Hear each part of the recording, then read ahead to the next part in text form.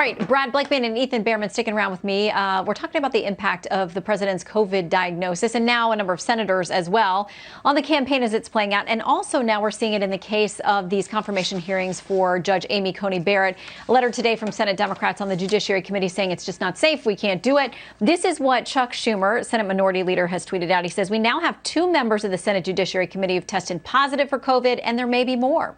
I wish my colleagues well. It is irresponsible and dangerous to move forward with a hearing, and absolutely no good reason to do so. Brad.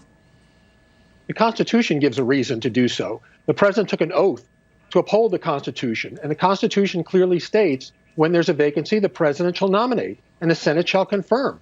That's the Constitution. The president is the president until January 20th at noon next year. To quote Barack Obama, elections have consequences, and the consequence is that Donald Trump is the president, whether you like it or not, and he's doing his duty. And he's not amending the Constitution, disregarding the Constitution.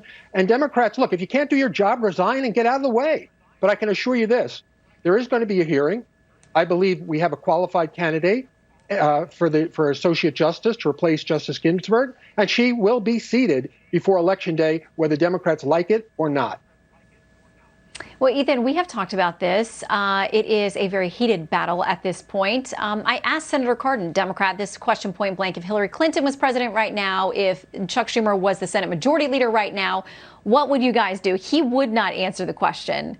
But let's be honest. If the Democrats, if the position was changed, would you honestly say to the American voters, we're going to wait? Well, I'm not exactly sure because that isn't the situation. But we do know that back in 2016, there was 8 months before the election and the Republicans went to hold a hearing. Mitch McConnell supposedly worries so much about tradition. Tradition is you have to do this vote in person in the committee. And if you're missing 2 members, they won't have the votes. So Brad also misconstrues the Constitution. The Senate it's not about tradition, my friend. Listen, Brad, the Constitution is clear. The Senate doesn't require to approve whoever the president puts forward. That's what you said, We can't hear either one of you if we have them go through. But listen, we had Senator Marsha Blackburn on earlier. She's a Republican. She sits on the Senate Judiciary Committee. She said that they were looking at different ways to possibly get this done. I have had people close to the confirmation say that you could have senators sit in a gallery to be quarantined away from people, but be there in person so they could vote. It sounds like they may get creative.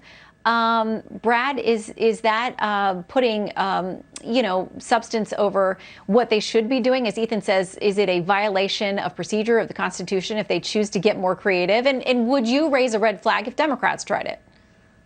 Look, of course, that's part of the political game. But at the end of the day, whether I raise the issue or not, the Democrats have the power if they had the presidency and the Senate.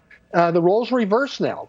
And the president, under the Constitution, is clear in his duty. He did it. Now it's up to the Senate. And the Senate can make their own rules. The Constitution is silent as to the rules that the Senate can have for themselves with regard to the confirmation process.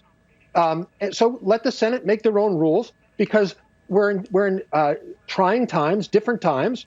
We know that we've heard virtual hearings before on other matters. This doesn't change anything. Get the job done. Let's not hear the 10 ways it can't get done. Okay, they have done a lot of virtual hearings this year, Ethan, for a number of judicial nominees, and we'll give you a quick final word.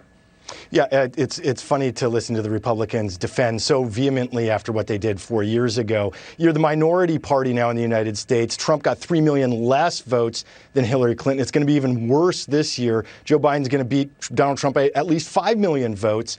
But this is the way the Republicans are going to try and maintain hold is by packing the court with their nominees. There's been a 4-1 Republican placement on the Supreme Court over the last 50 years, but this is the last gasp for power. That's what it is. Okay, elections matter. So we'll see who the next president is to be appointing the next seat that opens. In the meantime, Ethan and Brad, thank you both. Thanks, Shannon. All right, coming up, what impact will the president's diagnosis have on the polls? Kristen Soltis Anderson breaks down the numbers for us next.